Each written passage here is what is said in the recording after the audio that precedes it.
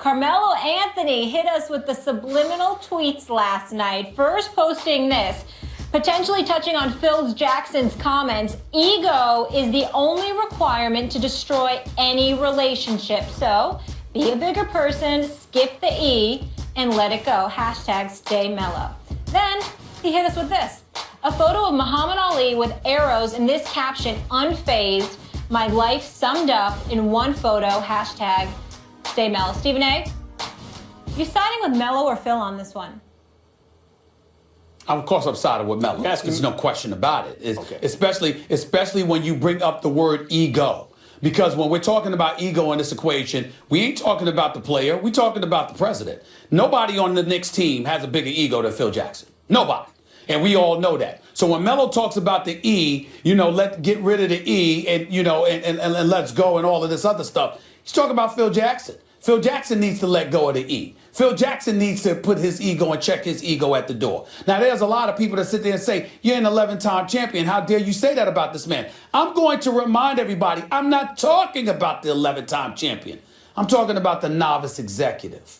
I'm not talking about the coach who coaches this team and deals with the players intimately on an everyday basis because they're playing for him every night. I'm talking about the novice executive who's operating from a distance and picks and chooses when he wants to get close and hires coaches but tries to coach for them and gets players and calls himself, exacting tutelage and what have you, but he's not vibing with them. A guy that refuses to adjust to what he has and tries to get everybody to adjust to who he is when he's always been known as a bit different, as a bit eccentric, and that there are not too many people who are like him, and he just doesn't get that. And so clearly Melo is talking about Phil Jackson, and when he's talking about the arrows, he's talking about the fools out there pointing the finger at him. Sure, he holds on to the ball a little bit sometimes. He's been notorious for that throughout his career. The great George Karl, who coached him for years in Denver, who used to work at ESPN, used to tell me that all the time. Larry Brown told me that before when he, working with him during the Olympic competition and stuff like that. But they said it with love and respect, because they know that Melo was big time. You can't find a coach on the planet that loves Melo more than Jim Boeheim at Syracuse, who Melo delivered the only championship in Syracuse's history in basketball to that program. This man loves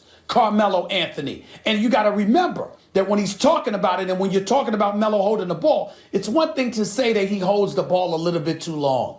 It's another thing to imply that there's selfishness that comes with it. When Melo played on the Olympic with other big-time players, Melo shot the ball more than anybody else. Melo made shots more than anybody else.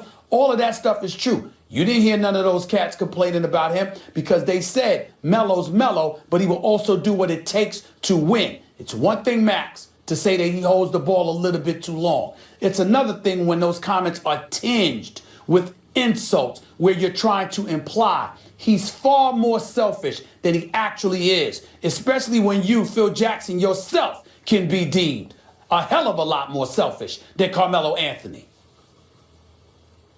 It's interesting in this business, when you say something positive about a player, you're considered pro that player or coach. And when you say something negative about them, you're against them. And I root for Carmelo Anthony. I also think he's an overrated player. And so when the topic of Carmelo comes up, I think there's an expectation among some people who are paying attention, I guess, at least on my timeline, that I'm going to take a shot.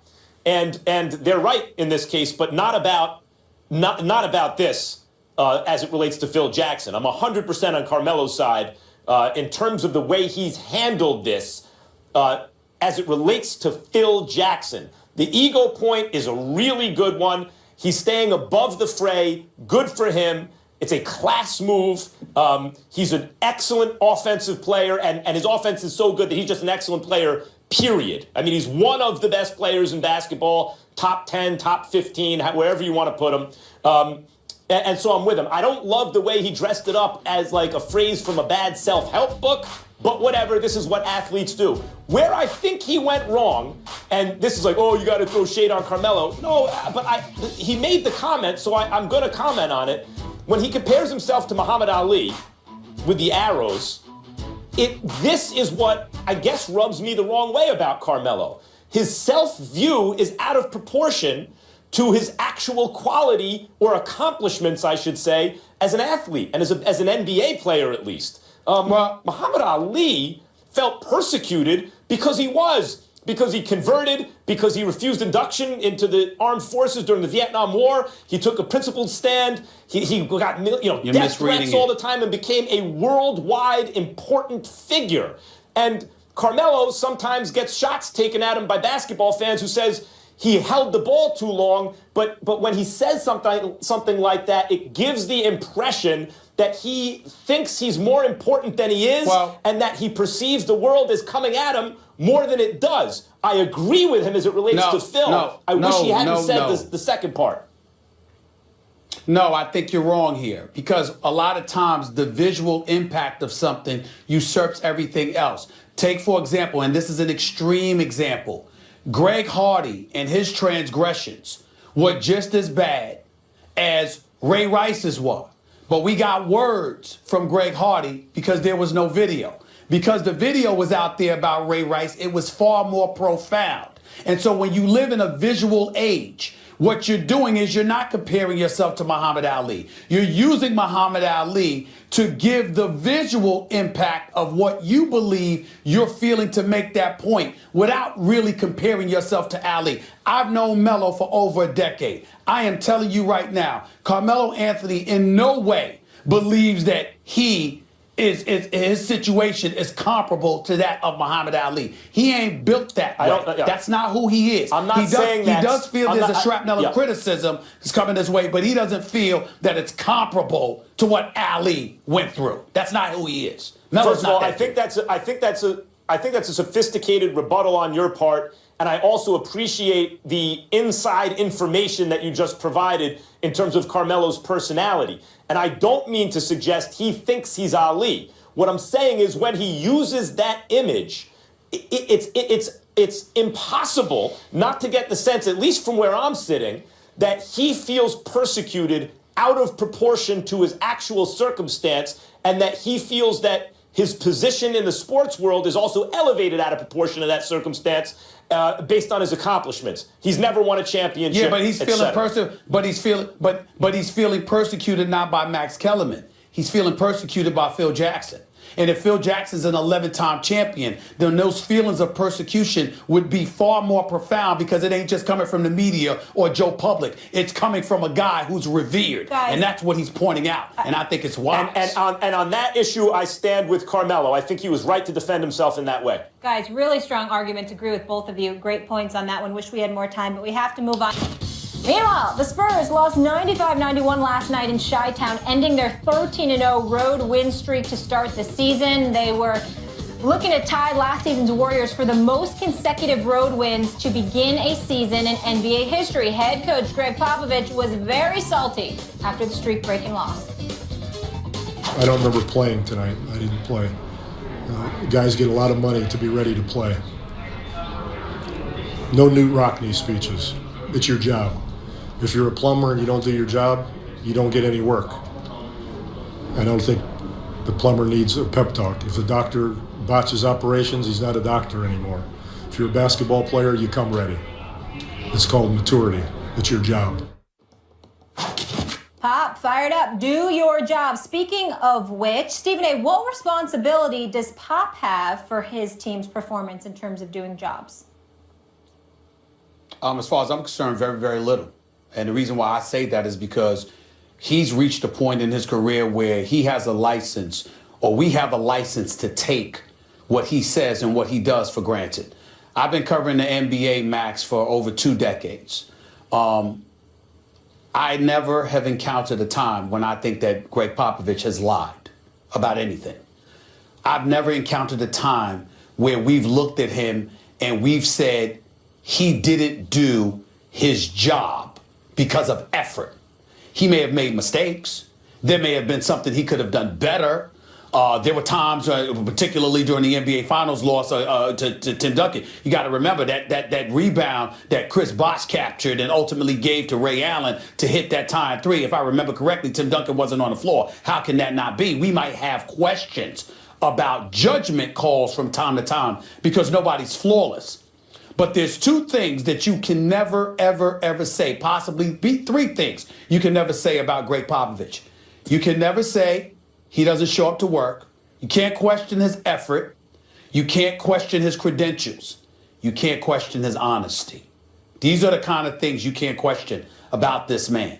And so when he says what he says, first of all, he's absolutely right. Secondly, in today's generation, with the advent of social media and beyond, and everybody just as concerned about their brand as much as they're concerned about their performances and what have you, it's important that an old school dude, who, by the way, has won more than 69% of the games he's coached in his entire career, okay, and he's a 5-time champion, and 6 times he's been to the NBA Finals. He's universally recognized as the best coach in basketball, not to mention he's the guy that's going to succeed Coach K as the Olympic coach, okay?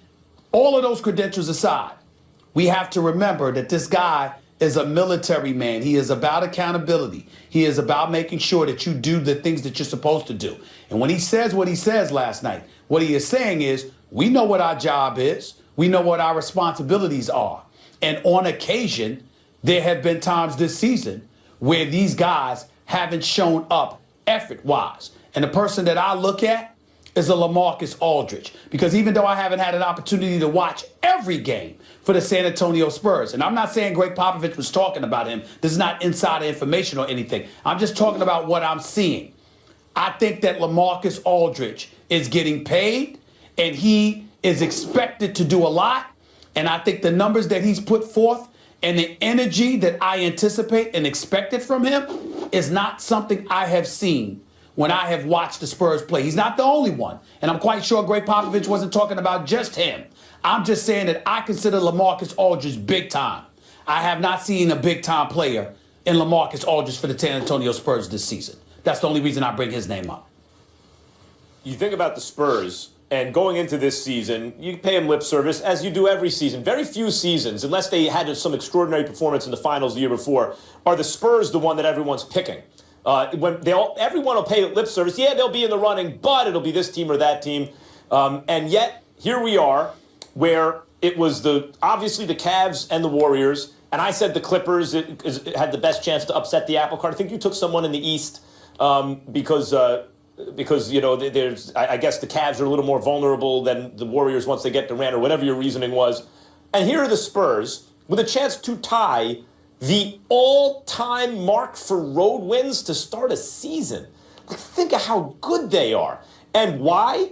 Because Greg Popovich takes nothing for granted, except a culture of professionalism that he tries to cultivate. He said, no Newt Rockne speeches. You don't need to give a plumber a Newt Rockne speech. That's your job. And these guys are getting paid a lot of money to do their job. So when he's asked, what about you? Don't you have to get them ready? Aren't you also paid a lot of money to do that? He says, no. I'm not out there playing. Basically, he's saying implicitly, I did my job. I came prepared. Some of these guys didn't. Exactly. Now, if another coach without his track record were to say that, that could be problematic. Time out, coach. Ultimately, the buck stops with you. You didn't have your guys ready. But when it's the greatest coach active in the NBA and one of the all-time great coaches in the history of American team sports, that holds much more weight. And I want to say something quickly about egos, because the Spurs are a team where people, ego don't apply with the Spurs. It's not about egos. On the contrary, you have to have an extremely strong ego to play on the Spurs, because that's a coach who, he's not going to coddle you like a child, nor will he berate you as though you're a child, but he's also not going to hide the fact, he's not going to hide his displeasure. It doesn't matter who it is. Even Tim Duncan, at his best, he will dress him down if Tim Duncan doesn't do what he's supposed to do. No one is above that on that team. So you have to have the kind of ego that can handle that. A coach who's going to say it has to be strong and it has to be based on a foundation of putting in the work. And a coach who's going to say, these guys weren't ready to play. It's not my job to motivate them to play. On this team, that has to be part of who you are. And it's one of the reasons that insistence on that code of professionalism that Greg Popovich is so great. Well, I get your point, but, getting back to, isolating specific individuals. We watched the Chicago Bulls last night. Like Dwayne Wade is making me out to be a liar. I believe they were going to get to the playoffs, but he feels they can make some noise, and they're playing like it, and they deserve a lot of credit. Him, Jimmy Butler, Rajon Rondo. By the way, Rajon Rondo getting a bad rap in certain respects, but we can elaborate on that another time. What I would tell you is this. You're going up against the Chicago Bulls. You're LaMarcus Aldridge. You shoot 5 of 15 from the field. The Spurs are minus 19 when you're on the floor. You're the successor to Tim Duncan. There's a responsibility that comes with that. He needs to play better. That's number one. Number two, there were rumors about him not being happy coming into the season. Young man, protege of mine, Jabari, wrote that. Mike Monroe, just a staple in the NBA community, one of the great NBA reporters in the history of this business, is also covering that game, covering that team. He's a dear friend of mine. LaMarcus Aldridge has better get his act together, because it's not just about Popovich. Those people covering the San Antonio Spurs, a few of whom I know personally, know what they're talking about with the game of basketball. Folks are going to start zeroing in on this man. LaMarcus Aldridge had better step up along with other people. He's better than that, and there are players on this team that are better than the way they're performing. When Stephen A. says that, everybody, just keep in mind, it's not like, he's privy to a lot of information that no one else is.